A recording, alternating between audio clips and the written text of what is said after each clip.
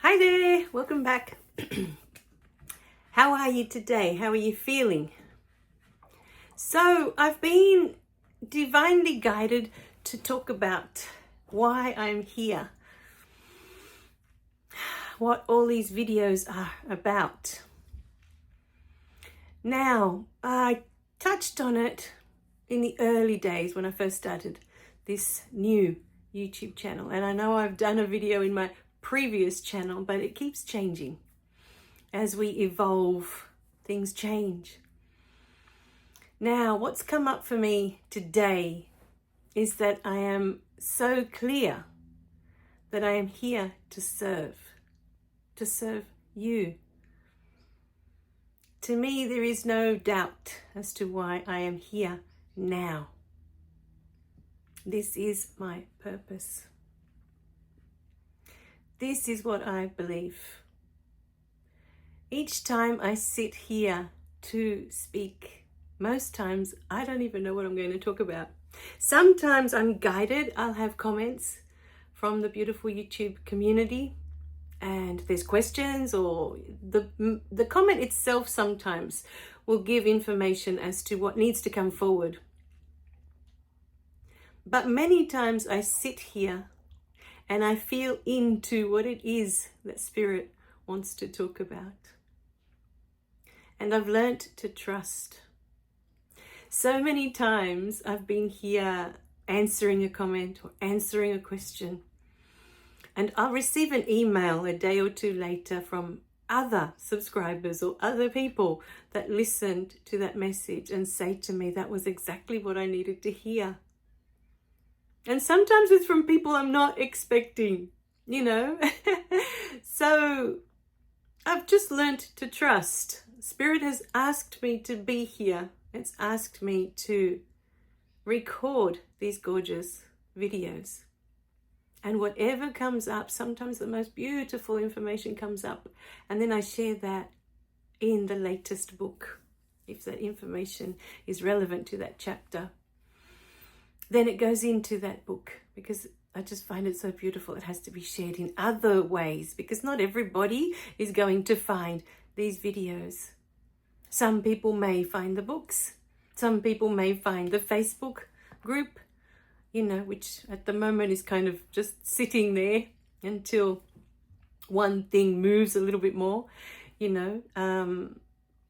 were told in the beginning, when I joined the Hay House course last year. Hay House is a publishing house for authors. For those of you who are not familiar with Hay House, originally the publishing house I went with is a subdivision of Hay House, and I went with this beautiful company called Balboa Press because it was my dream at the time when I published the first book, Your Past is a Gift, that I would be represented one day by Hay House. So last year I signed up and did a beautiful course with them, only to find out that they don't do anything except put their name on your books. Instead of having Balboa Press, I would have Hay House, and it's a traditional house. It's more well known than Balboa Press, but the marketing, the getting out there and letting people that know that these books exist, they don't do any of that. I thought once they took you on as one of their authors, that they would promote the books, that they would get your books out there, for more people to know that these books exist. And then I found out that none of that is true. I had this belief for so long that when Hay House took over, they would get the books out there. And finally, all this beautiful information would be at the hands of people, the people that need it, because not everybody needs it. Not everybody is on this path. Or maybe some of the books serve some paths, but not all the books, because not everyone is here to awaken, as we've said before. So that's everything I learned with Hay House. Not only that, but when they take a book, when your manuscript is ready for publishing, it takes them up to 2 years to get that book out into the world. Whereas with Balboa Press, my books can be done within 6 months and they're already on the shelf. Amazon and Barnes and Noble and whatever other bookstores are out online. You can buy the books anywhere there. So for me, when I first listened to the voice to start writing after the first book was really a process. I had done this course on self-esteem, and for some reason I got this bee in my bonnet that I needed to get all these notebooks. So I had a stack of them. And one day I just started writing. I had to write down every memory of my childhood that I could recall. And I had to extract all the information that I could from that memory. This was that process. Understanding my past, understanding why I went through all the things that I went through. So I was led down that path after that self-esteem course that I did to do all of that. It took me about a year to write it all down. And then I created these gorgeous manuscripts out of A4 paper, these raw manuscripts that I handed out that Christmas. But after that, a voice came to me to tell me to publish that book, that more than the 3 people I handed it out to would need this book. And so I said, okay, and went online. And as I said, I found Balboa Press, that was a subdivision of Hay House. And because I love Louise Hay so much for what she has contributed to the world, I thought I have to go with that company. And then the voice came back a couple of years later and said, you need to write again. And at the time, just like when most of the times I sit here to create these videos, I have no idea what I'm going to talk about. I had no idea what I was going to write about. No clue. I just sat down at my computer and trusted that something was going to come. And it did. And then the 3rd book, and then the 4th, and they just keep coming. Once you trust the process, and there's no resistance, it just happens. That's the beauty of it. But what's become so clear to me since this new year has started is that I am here to serve others. When I had my first awakening, I felt so alone. I had no one to talk to about all the things that were going on. So many things I just couldn't share with the people around me. And I had no one to share with for a few years. Not many, but for about 5 years. I was very limited to what I could share with my mother-in-law, or I felt limited. That if I shared certain things that she wouldn't understand, or that she would have judgment and not see what it is that I'm trying to share. Or I wasn't sure, at the time. She's the one that my mother-in-law was the one I did the beautiful self-esteem course with. And since then I've been testing the waters of what I can share with her and what I can say to her. And, in the end, it's become this gorgeous friendship that I can share anything. But it took a lot of testing, and patience from her side that, yes, I can share anything. But for the first 5 years of my awakening, that I started to see things differently and things were starting to happen for me, I felt so alone. And so I feel like I'm guided here to share all of this for those out there that are having an awakening and have no idea what's happening to them. Like, why does everything feel different? Why does everything look different? Why do I feel different all of a sudden? What is happening to me? Why do I feel like I don't fit in where I used to fit in? Why do the things that didn't bother me before, all of a sudden, they just bother me? I just don't want to do that anymore. I don't want to be in that space anymore. Like, say before you were fine being in a crowd with lots of noise, and all of a sudden you find yourself craving silence, craving being in nature, and not putting up with the loud noise of the world. You suddenly crave this pace of slowing down. You don't want to be rushed anymore. You don't want to rush to go anywhere anymore. Things start to shift inside of you. Things that you were quite happy doing before you feel you can't tolerate doing that anymore. These sorts of things. And then there's no one to talk to about them. What is happening to me? You know?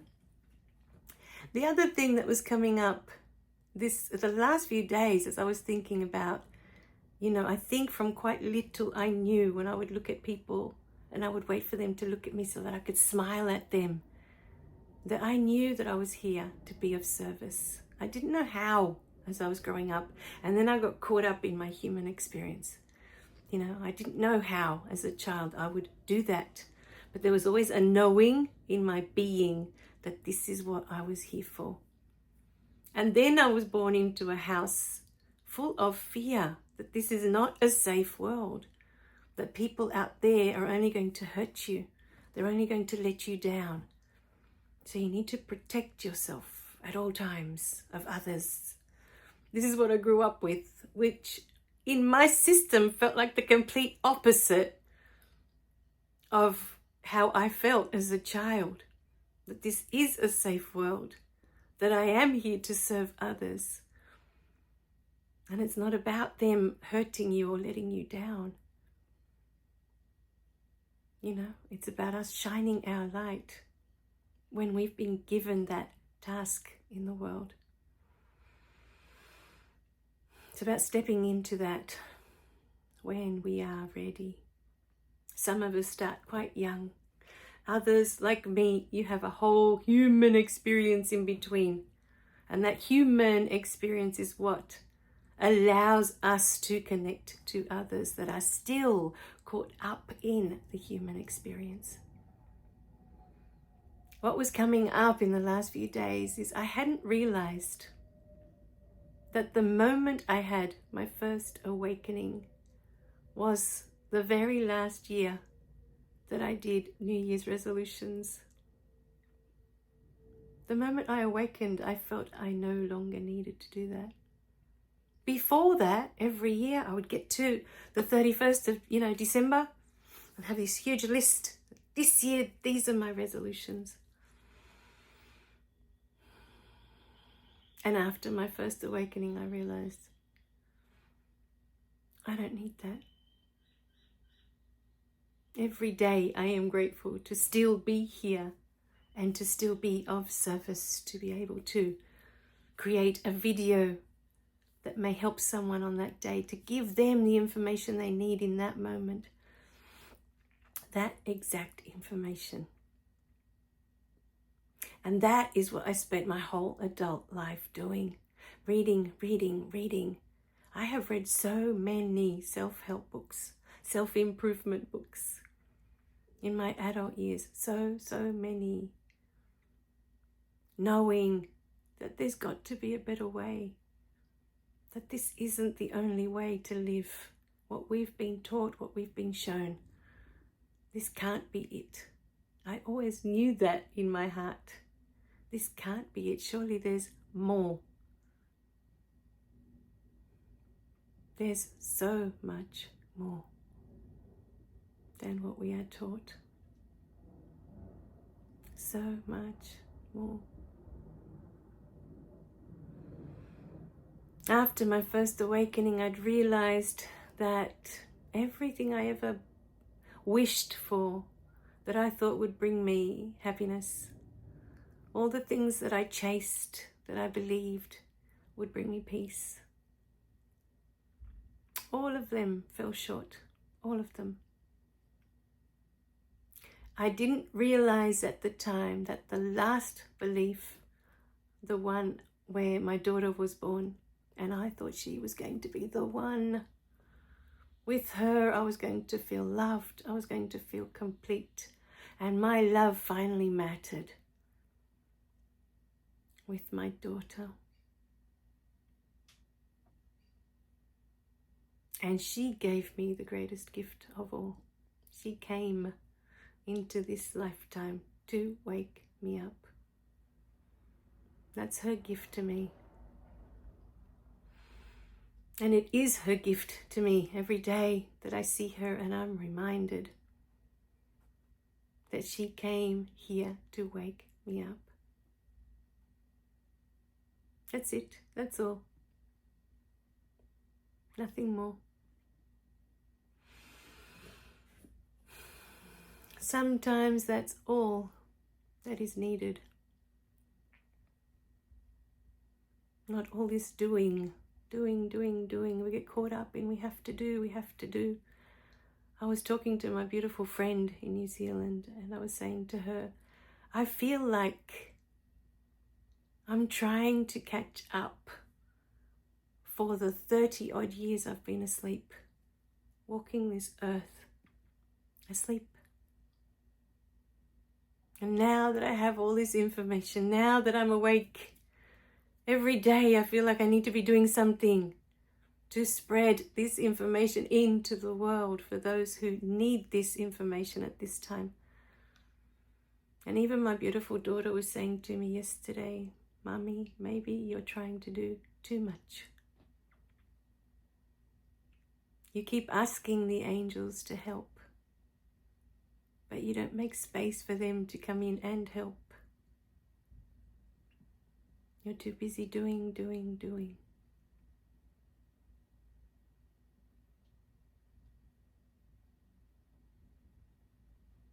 So,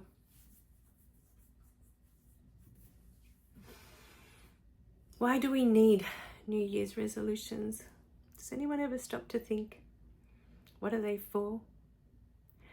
And does anyone stop to think why they never work?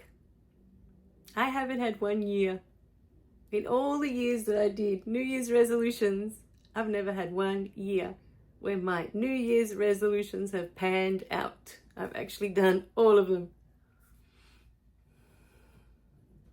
Or completed all of them, or achieved all of them, however it is you want to call it. Or even one.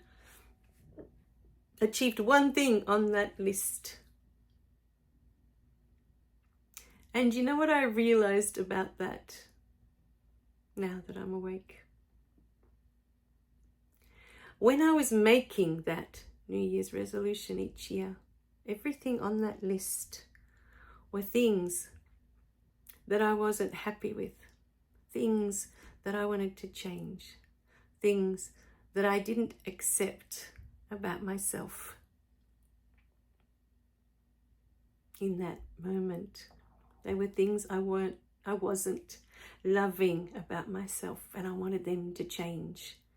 If they changed, my life would be better. If they changed, I would be a better person.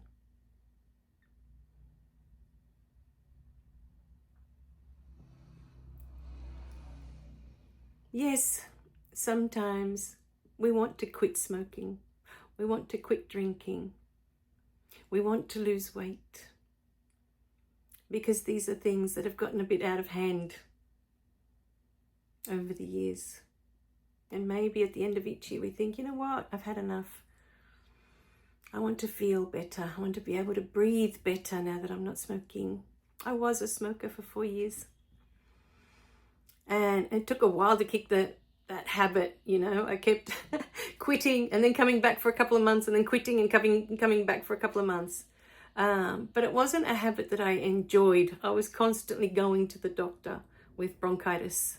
So for me, it was an easy habit to kick, you know. Yes, sometimes we want to stop doing things to improve our lifestyle. I understand that. But those things shift, like I explained before, when we are done with the experience, when we have learnt the lesson of that experience, of why we are doing those things. Why was that habit there in the first place? How was it serving you?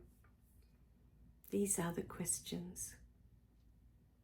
Everything in our life is serving us. Everything is energy. So today, if you have made New Year's resolutions for this year, I want you to sit down with your list and ask yourself, why do you want to change that? Why do you need to change that? And then look at how that has been serving your human experience up until now. Why is it there? All right, my beautiful beings. So I'm going to leave you with that beautiful thought for today. Let me know in the comments what comes up for you as you listen. All right, my beautiful beings. I love you. Remember to click like and subscribe so you don't miss any of the messages. And I'll see you in the next video, okay? Bye for now.